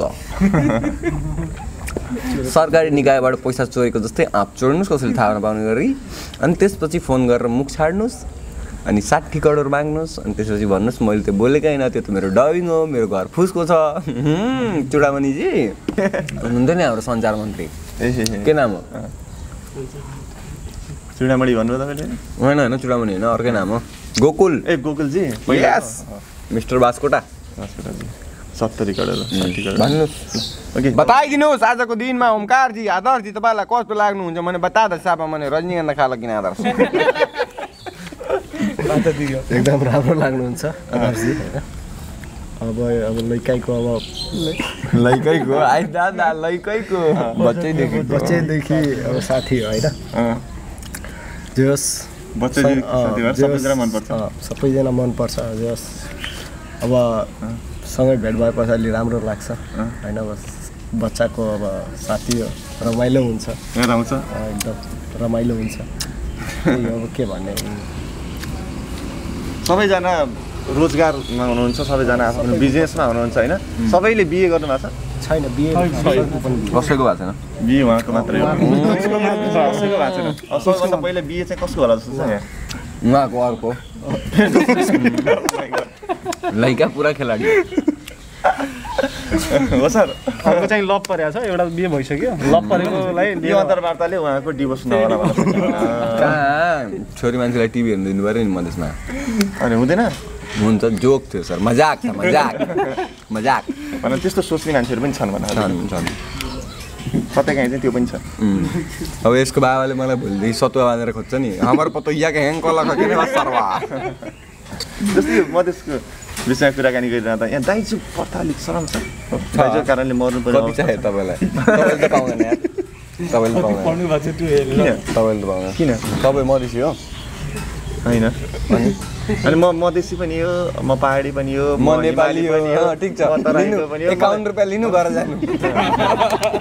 मलाई साँच्चीकै हो, मलाई चिनाउन मन लाग्दैन म पहाडी हो। यस्तो हो क्या सर, तपाईँ यस्तो हो। जस्तै चिनाउन मन त लाग्दैन, मलाई पनि ठाउँ ठाउँमा चिनाउन मन लाग्दैन, तर म त्यसरी नै चिनिन्छु होइन। अनि मैले किन चाहिँ सोधेँ भने तपाईँ पहाडी मुलको हो भने चाहिँ तपाईँले दाइजो पाउनुहुन्न क्या। तपाईँले दाइजो दिए नि तपाईँको बिहे हुन्न क्या सर। किन? मलाई चाहिँ दिँदैन छैन, किनभने यस्तो छ कि कल्चरल डिफ्रेन्सले यति धेरै मान्छेहरूलाई टाढा पार्दैछ नि कि एउटा मधेसी केटा र अर्को पहाडी केटीको बिहे हुन गाह्रो छ क्या। एउटा पहाडी भने कि बिहे भागेरै हो? भागेर अब सोसाइटीले विभिन्न लालचना लगाउने, त्यो केटीलाई दुःख दिने, त्यो केटालाई जस्तो लाग्छ तपाईँलाई? लास्टै गलत हो नि, एकदमै नराम्रो हो नि। भनेपछि तपाईँलाई पहाडी केटी मन परेछ? अफकोर्स होइन, त्यस्तो यसरी बुझ्न सकियो। तपाईँको बाबाको स्कुल पनि हेर्ने मन छ मलाई, त्यो स्कुलमा चाहिँ मार्बल टोइलेटमा बिछाइएको छ भन्ने सुनेको थियो हो। यो छ कि छैन मलाई थाहा छैन, मैले भन्नु चाहिँ भनिहालेँ, छ होला है आई गेस। र सफा छ, मार्बल जस्तै सफा होला, मार्बल नभए नि। त्यो कुराबाट जज गरौँ, एउटा सरकारी स्कुल हो अनि सानो स्कुल हो, गाउँमा नगौल गाउँमा छ, हामी जाऊँ त्यहाँ। ओके, अब यहाँबाट झन्डै 10 मिनटमा पुगिन्छ होइन? ओके दर्शकबिन, यति बेला हामी आदर्शजीको घरमा छौँ। आदर्श मिश्रजीको यो घरबाट 10 मिनट लाग्छ उहाँको बुबा विनोद मिश्रजी प्रिन्सिपल भएर अध्यापन गराइरहेको स्कुलमा पुग्नको लागि। हामी तपाईँहरूलाई एकैछिन त्यो स्कुलतर्फ लिएर जान्छौँ।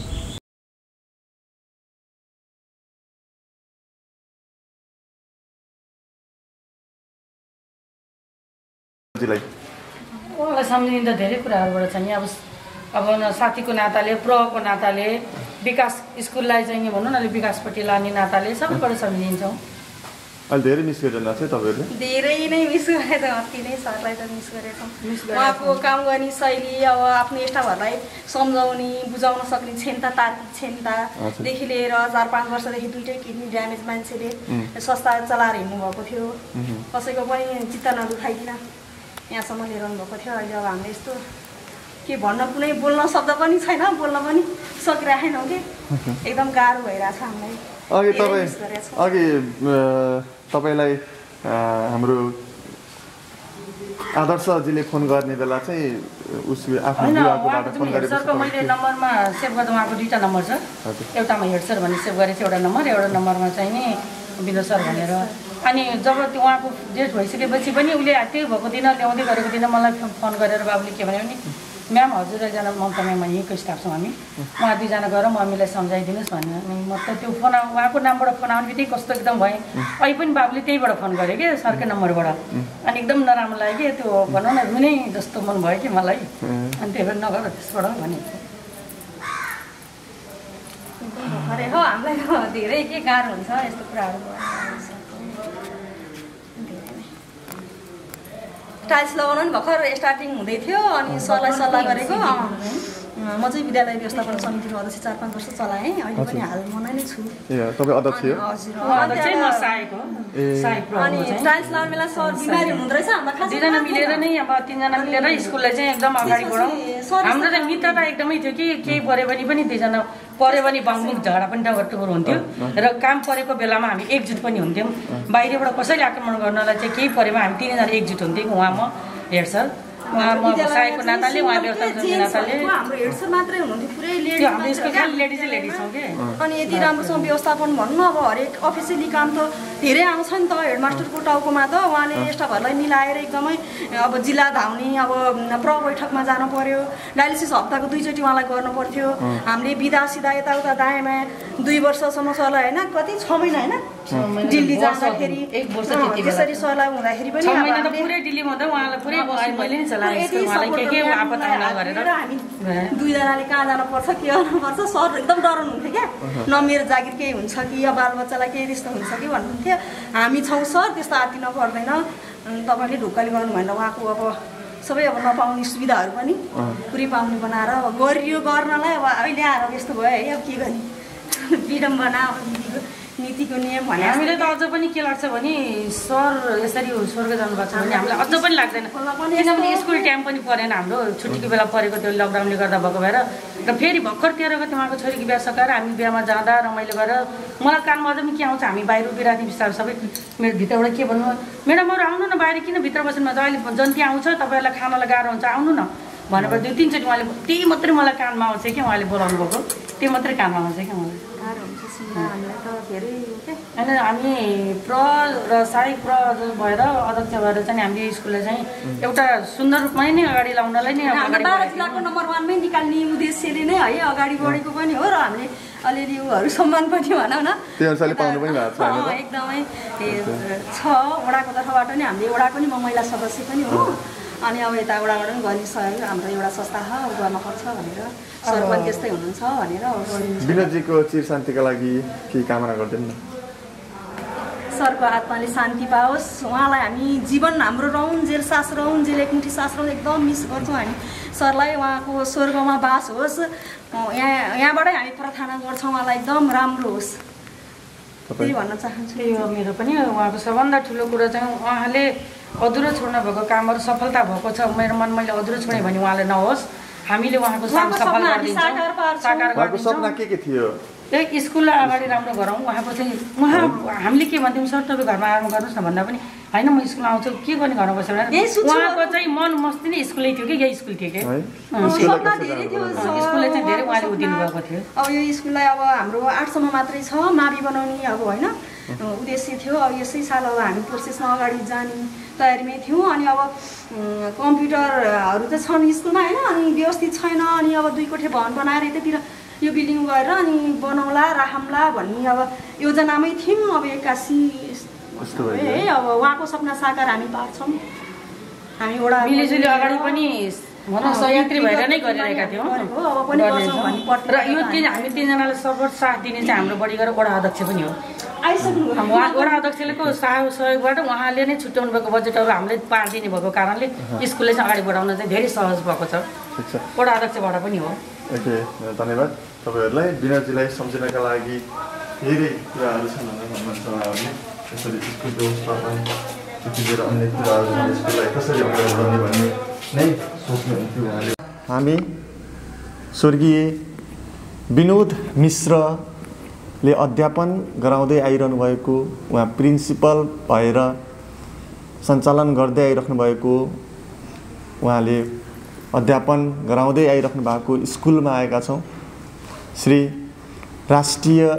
नेपाल राष्ट्रिय आधारभूत विद्यालय नगौर 6-12 मा पर्ने यो स्कुलमा आएका छौँ जहाँ जुन स्कुल विनोदजीको घरबाट झन्डै 10 मिनटको दूरीमा छ 10 मिनटमा हामी यो ठाउँसम्म आइपुगेका छौँ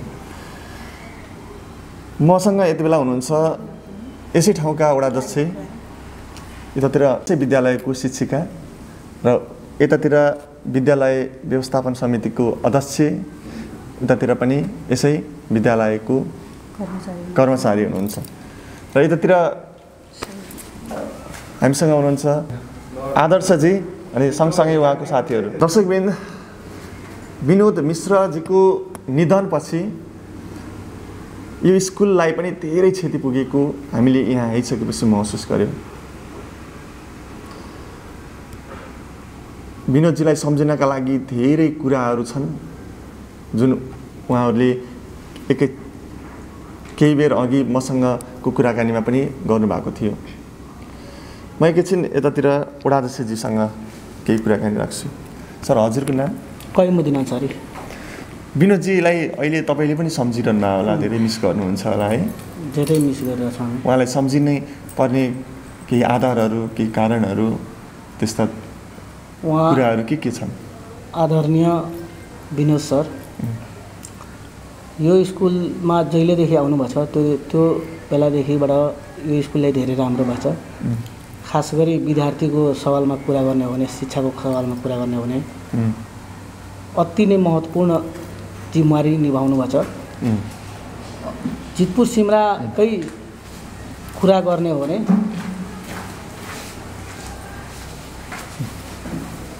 आधारभूत विद्यालयमा चाहिँ भन्दा सबैभन्दा बढी चाहिँ विद्यार्थी यही स्कुल एउटा रहेछ, जुनमा धेरै विद्यार्थी पनि छन् र धेरै राम्रो चाहिँ अध्ययन गर्दै आइरहेको हामीले महसुस गर्छौँ। यहाँ उहाँ भएपछि हामीले चाहिँ यो स्कुलको बारेमा कुनै पनि चिन्ता लिनुपर्ने अवस्था थिएन। सबै उहाँले चाहिँ आफैले पनि जिम्मेवारी निभाएर आफ्नो कर्तव्य पुरा गर्दै हुनुहुन्थ्यो। धेरै अति नै मतलब मिलनसार पनि हुनुहुन्थ्यो। साह्रै महसुस हुन्छ उहाँको कमी अहिले हामीले। उहाँलाई सम्झिने धेरै आधारहरू छन्, धेरै आधारहरू छन्। यो स्कुलले पनि व्याख्या गर्ने अवस्था छैन अहिले। स्कुल यहाँसम्म आउनुमा उहाँको महत्त्वपूर्ण योगदान हो। महत्त्वपूर्ण योगदान रहेछ उहाँको, धेरै नै महत्त्वपूर्ण योगदान छ। आफू दुइटै किडनी नभएको बेलामा पनि आएर बेला बेलामा चाहिँ डायलिसिस गर्न जाने, डायलिसिस गरेर पनि आएर चाहिँ स्कुलमा उपस्थिति भइने, स्कुलमा पनि आफ्नो जुन जिम्मेवारी छ त्यो छँदै थियो, तर क्लास पनि गराउने उहाँको स्वभाव थियो। पटक पटक हामीले भन्थ्यौँ तपाईँ अब अलिकति आराम पनि गर्नु होला, क्लास गराउनु जरुरी पनि छैन, तपाईँ यसो हेरचाह मात्रै गर्नुहोस्। त्यही पनि उहाँ मान्नु हुँदैन थियो, आफै पनि गएर एउटा क्लास लिनुहुन्थ्यो सबै। अब अन्तिममा विनोदजीलाई सम्झिँदै के भन्न चाहनुहुन्छ? अब यो हाम्रो लगतै यो लकडाउन सक्ने बित्तिकै हामीले एउटा राम्रो चाहिँ सो कार्यक्रम राख्नेछौँ। विनोद सरको चाहिँ आत्माले चाहिँ शान्ति पाओस्, स्वर्ग पाओस्। उहाँले चाहिँ उहाँकै उसमा चाहिँ हामीले चाहिँ यसमा चाहिँ स्कुल खुल्ने बित्तिकै एउटा राम्रो चाहिँ हामीले चाहिँ श्रद्धाञ्जली कार्यक्रम राख्नेछौँ। उहाँलाई साह्रै मिस गर्दै। हस्, समयको लागि तपाईँलाई धेरै धेरै धन्यवाद है।